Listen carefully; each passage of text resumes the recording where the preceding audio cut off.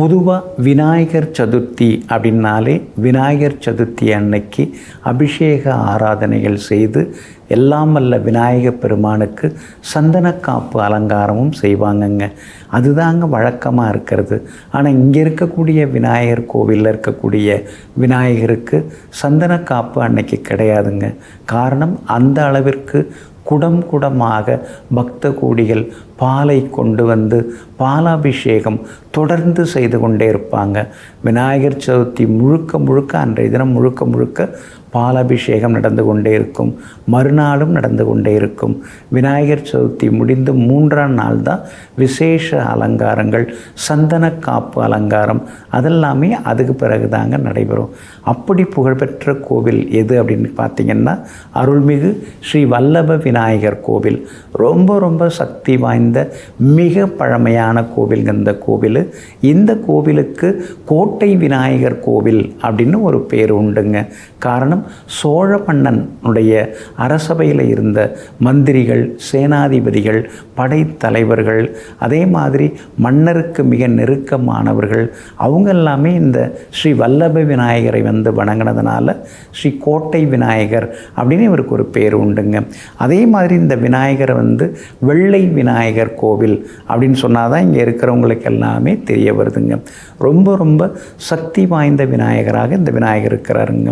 வல்லபை அப்படின்னு ஒரு பெரிய அரக்கி எல்லாரையும் துன்பப்படுத்தி துயரப்படுத்தி எல்லாருக்கும் தொந்தரவு கொடுத்துருந்தாங்க. முருகப்பெருமானை சென்று நீ வந்து அந்த அரக்கியை வந்து வென்று வா அப்படின்னு சிவபெருமான் அனுப்பி வைக்கிறார். ஏன்னா வந்து எல்லாரும், அதாவது தேவர்கள்லேருந்து முனிவர்கள்லேருந்து போய் சிவபெருமானுடைய பாதக்கமலங்களை வணங்கி எங்களால் அந்த அரக்கியோட தொந்தரவு தாங்க முடியல அப்படின்னு சொல்கிறாங்க. முருகப்பெருமான் அப்படியே சும்மா பயந்த மாதிரி வந்துட்டு அப்படியே போயிட்டார். காரணம், அண்ணன் வந்து அடக்கட்டும் அப்படின்னு சொல்லிட்டு வழி விட்டுட்டு அவர் போயிட்டார். அப்புறம் அவரால் முடியலன்னு நினச்சிக்கிட்டு விநாயகப் பெருமானை எல்லாம் வல்ல சிவபெருமான் அனுப்பி வைக்கிறார். ஸ்ரீ விநாயகப் பெருமான் வந்து அப்படியே பார்க்குறார், அந்த பெரிய அரக்கியை பார்க்குறார். விநாயகப் பெருமானுடைய அந்த விஸ்வரூபத்தை பார்த்த உடனேயே அந்த வல்லபைங்கிற அந்த அரக்கிக்கு வந்து கை காலே ஓடலை, அப்படியே பொத்துன்னு வந்து மயங்கி விழுந்தா. அப்படியே அலாக்கா தூக்கி விநாயகப் பெருமான் தன்னுடைய மடியில் உட்கார வச்சார். உடனே அந்த அரக்கினுடைய பழைய சாபங்கள் எல்லாமே விலகி பெண்ணாக உருவெடுத்தால் உடனே விநாயகப் பெருமானை மணந்து கொண்டார். அதுதான் அந்த கோவிலுடைய பெரிய சிறப்புங்க. அதனால தான் இந்த விநாயகருக்கு ஸ்ரீ வல்லப விநாயகர் அப்படின்னு பேருங்க. இங்கே வந்து பைரவரும் இருக்கிறாருங்க. அதான் வந்து பைரவர் அப்படின்னு நம்ம சொன்ன உடனேயே ஸ்ரீ பாடகச்சேரி சுவாமிகள் தான் ஸ்ரீ பைரவ வழிபாட்டில் நம்பர் 1 இருந்தவங்க. அவங்க வந்து இங்கே வந்து மிகப்பெரிய பைரவர்கள்லாம் வந்து எல்லா வகையிலுமே இங்கே வச்சு பூஜைகள்லாம் பண்ணியிருக்காங்க. குறிப்பாக இங்கே இந்த கோவிலுக்கு கும்பாபிஷேகமும் அப்போ வந்து அவங்க செய்திருக்காங்க.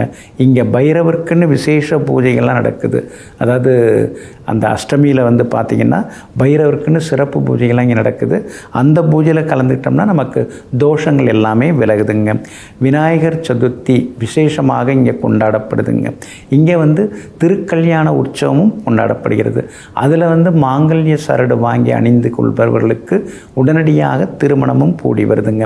அப்போ திருமண தடையெல்லாம் விலக்கக்கூடிய, அதே நேரம் எதிரிகளிடமிருந்து வெற்றியை தரக்கூடிய ஸ்ரீ வல்லப விநாயகர் திருக்கோவில் எங்கே இருக்குன்னா தஞ்சாவூரில் கீழவாசல் அப்படிங்கிற இடத்துல இருக்குதுங்க.